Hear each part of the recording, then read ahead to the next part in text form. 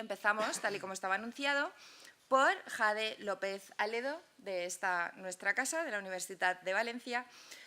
con su comunicación titulada La influencia cervantina en la literatura alemana. Que disfrute. Bueno, buenas tardes. Gracias sobre todo a Ana Rosa, en primer lugar, por esta calurosa presentación. Como nota previa, mi título original en realidad es La influencia cervantina en la literatura alemana, exégesis de locura y su función crítica en Wilhelm Meisters Lehrjahre y la reminiscencia del Quijote. El problema es que era un título muy largo. Debido a la celebración del cuarto centenario de la muerte de Miguel de Cervantes, mi comunicación parte de un pequeño homenaje al autor español y a la influencia que supuso su obra en la literatura alemana. Don Quijote de la Mancha, una de sus mayores obras por excelencia, fue una fuente de gran inspiración para la literatura alemana del siglo XVIII y para autores como Johann Wolfgang von Goethe. Por ello, mi objetivo es hacer una exégesis de la locura y su función crítica en Wilhelm Meisters Lehrjahre y cómo en esta obra se observa una reminiscencia de algunos de los aspectos fundamentales del Quijote. Para comprender la influencia que el Quijote supuso en la novela de Goethe, cabe hacer primero una breve mención a la recepción de la obra de Cervantes en la literatura alemana desde más o menos sus inicios en el siglo XVI hasta su acogida en el siglo XVIII. Desde el folclore y la literatura medievales ya existía la figura del loco. Era conocida en la Narrenliteratur, para los que no sean germanistas, literatura de locos, en la que se le representaba como una personificación alegórica de determinadas cualidades humanas sin ningún tipo de individualidad. Este personaje no adquiere una complejidad caracterológica hasta finales del siglo XVIII, pues comparte con la figura medieval el hecho de su marginalización del entorno, pero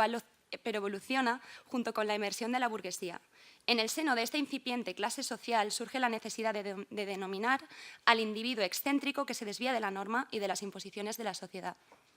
Así, con el Simplicius Simplicissimus de Hans Jakob von Grimmelshausen en 1669, ya se manifiesta una concepción de locura diferente,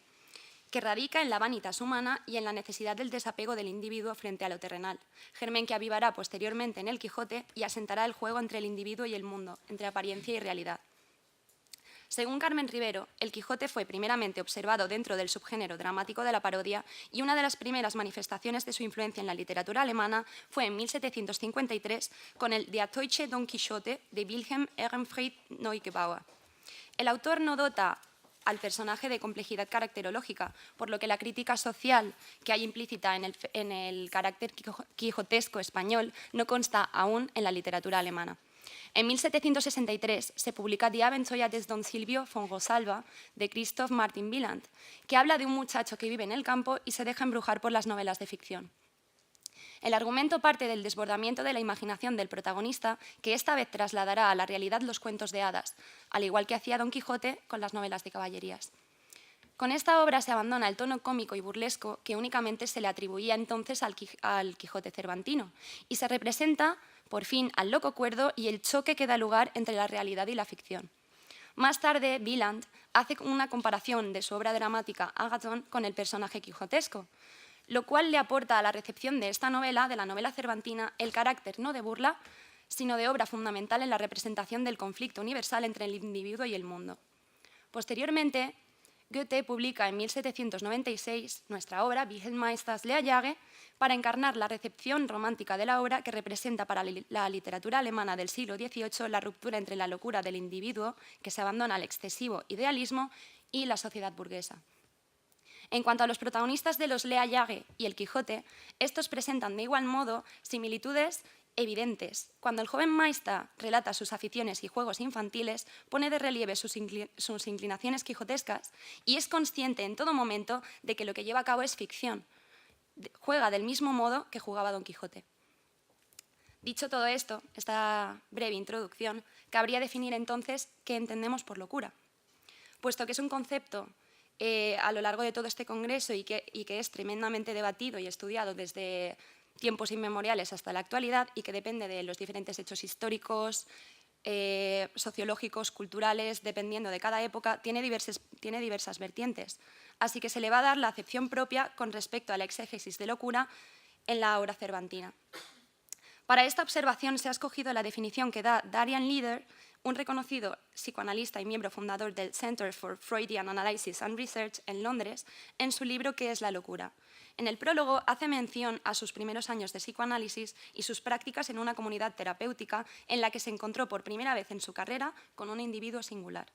Un hombre que, al igual que Don Quijote, es capaz de mantener lúcidos e inteligentes discursos sobre la vida, pero está convencido de vivir en un mundo fantástico paralelo a Inglaterra. Esta historia y la definición que da el psicoanalista después de la locura parecen ser las más acordes para explicar el mundo quijotesco que deseamos abordar. Como dice Leader, la locura es simplemente lo que no encaja con las normas sociales. Y es que, ¿se pueden separar estrictamente el delirio y la cordura? O, por el contrario, ¿puede el primero no solo ser compatible con la segunda, sino ser incluso un estado de la misma? Tal y como señala el psicoanalista, la locura puede equipararse entonces, ciertamente, en el modo de choque con la realidad de ciertos individuos que no encajan en la norma social. Y el punto de mira de la sociedad se centra en el ajuste convencional de estos individuos a una normalización. Contra esta violencia normativizadora de la sociedad, Leader afirma: estoy convencido de que debemos dar importancia al mundo interior y a las creencias de cada individuo y tratar de no imponer nuestra forma de ver el mundo. Ahí radica el sentido universal que se le quiere dar a la obra de Don Quijote como influencia fundamental en la obra de Goethe, que acoge las andanzas del protagonista como la total ruptura con la implacable realidad que lo rodea. El intento de Alonso Quijano por revivir el mundo caballeresco no es fortuito, pues con ello muestra su pretensión de restablecer la noble forma del orden social que su sociedad ha perdido. La decisión de abandonar todos sus bienes para emprender sin cargas materiales sus aventuras, que para él, como nota, son verdaderas misiones cargadas de un ideal ético, es interpretada por el pueblo como la más grande de las insensateces, que de ahí en adelante será lo que le definirá en su papel de loco. Pues para la gente del pueblo, la tarea a la que debía dedicarse era a la administración de las posesiones materiales, pero el Quijote lo que realmente quiere demostrar con esta acción simboliza la vanitas medieval humana. Así pues, los disparates que el personaje protagoniza aparecen bajo la visión de un loco de intermitente cordura o de un lúcido hombre con intervalos de locura. Para él, el mundo material solo le proporciona la pérdida de su libertad. Así lo afirmaba Cervantes en El Quijote. Aquí le tenían por discreto y allí se les deslizaba por mentecato, sin saber determinarse qué grado le darían entre la discreción y la locura. Es decir, no se puede catalogar abiertamente al Quijote de loco, pero debido a su individualidad y a su aislamiento del mundo sería posible calificarlo como un personaje excéntrico. No obstante, resulta evidente que está aún emparentado con el tipo del loco, en cuanto a que es un medio para cumplir la finalidad pragmática que trata de discernir, de representar la dicotomía entre realidad y fantasía. Don Quijote se sumerge en un mundo de fantasía que cobra vida en su mente y, a pesar de que en el fondo es consciente de que todo ello es fruto de una ensoñación, de que es su propia fantasía, cree fuertemente en sus ideales y que vivir esa fantasía merece la pena. La obra Wilhelm Meisters Lehrjahre de Goethe toma gran parte de todos estos aspectos. Wilhelm Meister, el personaje principal, muestra una gran analogía con el hidalgo, pues atrapado por momentos en una locura intermitente evoca un mundo ideal, de ensueño y de ilusión, que surge a través de la primera representación a la que acude en el teatro de marionetas de su infancia, por cierto, de representación de la imagen bíblica de la lucha entre David y Goliat. Este primer contacto con el camino de la imaginación y la creatividad, el resplandor de la representación de la obra dramática en ese pequeño teatro de marionetas ante los ojos despiertos del niño, hace que éste huya de la estricta rigidez de los modales y de las reglas en el seno de su hogar burgués. Su familia es regida por un padre de clase media que vive obsesionado por la frivolidad de la posesión de los bienes materiales y cuya máxima aspiración es en realidad, cuando su hijo alcance la mayoría de edad, darle un puesto de contable. Es decir, es todo dinero, es todo posesiones, es todo superficial y todo no alcanza nada más allá de lo que se pueda tocar y admirar y poseer. La impresión vana y superficial que todo esto crea en Wilhelm le empuja a perseguir el camino, ya desde bien pequeño, que le ofrece la musa de la vocación por el teatro. La convicción del personaje en su vocación por la obra dramática le lleva a recorrer un largo periplo que, tras diversas aventuras, solo le trae desilusiones. Pero al igual que Don Quijote, a pesar de ser consciente de su ensoñación y de que la experiencia que vive a través del teatro, de la representación dramática, es puramente ficción, cree aún así que merece la pena abandonar todo lo demás por vivirla. La diferencia es que para la realización de sus fines subjetivos, el individuo no encuentra como obstáculos en su camino a dragones y encantadores, como pasaba con Don Quijote, sino que encuentra a la familia, al Estado y a la sociedad burguesa como limitación de sus fines. Wilhelm entabla una lucha ideológica con la figura del burgués, pero a medida que avanza su trayecto se hace consciente de que no libra su batalla con un estamento concreto de la sociedad, sino que libra su batalla contra el mundo por completo. Expresa un gran fanatismo y un elevado ideal que en realidad no existen, pues la pureza y la perfección que él atribuye al teatro se ven degradadas dentro de la misma empresa teatral. Es decir, el protagonista encuentra en la compañía de teatro a la que se une después, a mitad de la obra, encuentra personas de gran vocación, de gran talento, entregadas al arte de la representación, pero descubre que estas mismas son avariciosas, superficiales, falsas y degeneradas, como el resto de la población.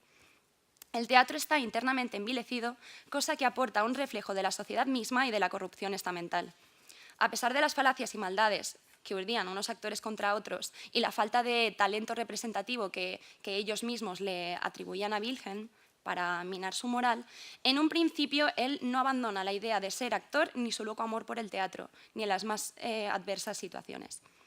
Llegado casi al final de su aventura, tras las diversas advertencias de una entidad misteriosa de la cual desconocía el origen, que luego al final se descubrirá que es la llamada la Sociedad de la Torre,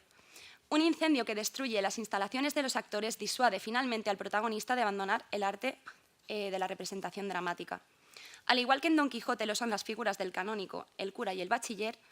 los representantes de la realidad externa que se encargan de hacer entrar en razón a Wilhelm son los miembros de la Sociedad de la Torre, un círculo religioso presidido por aristócratas que adopta el carácter materialista burgués de la sociedad. Es decir, esto es una muestra más del poder opresivo de la sociedad en la obra. Estos representantes, los representantes de dicho poder, aparecen como los encargados de evitar que alguien se descarrile del orden social, del orden establecido. La evolución del personaje cervantino y el goetheano se cierra entonces con la misma circularidad, pues Wilhelm, al igual que Don Quijote, parece recobrar aparentemente de nuevo la lucidez que tenía al comienzo de sus aventuras. Incluso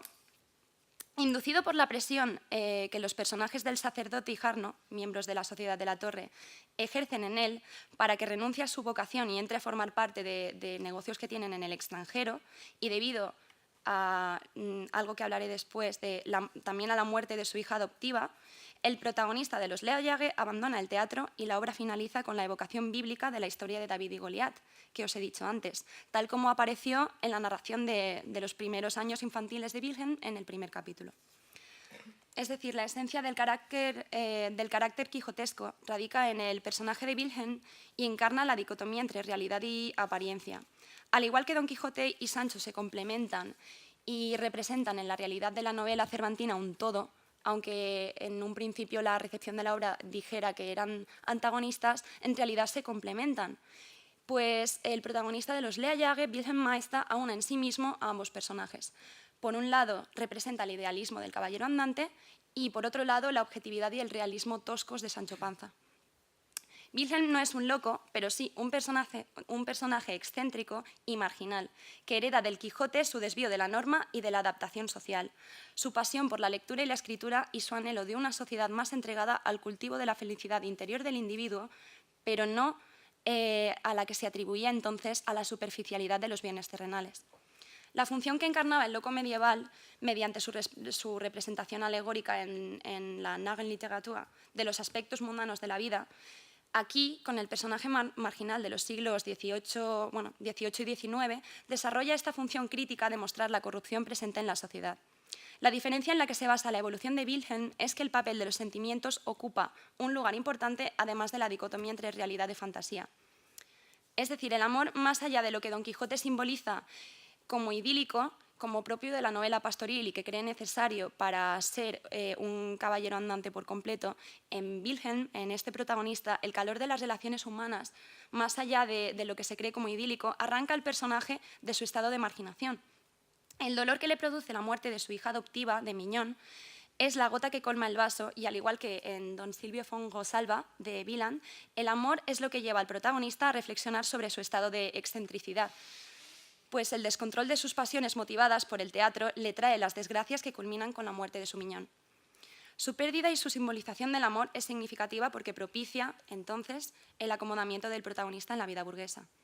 Dado que Wilhelm Meisters Lehrjahre es considerada una Bildungsroman, para los que no sean germanistas, una novela de formación, esta finaliza de forma fragmentaria, es decir, con la, como se ha dicho anteriormente, aparente feliz armonía del protagonista y el mundo y el cese de la lucha entre ambos.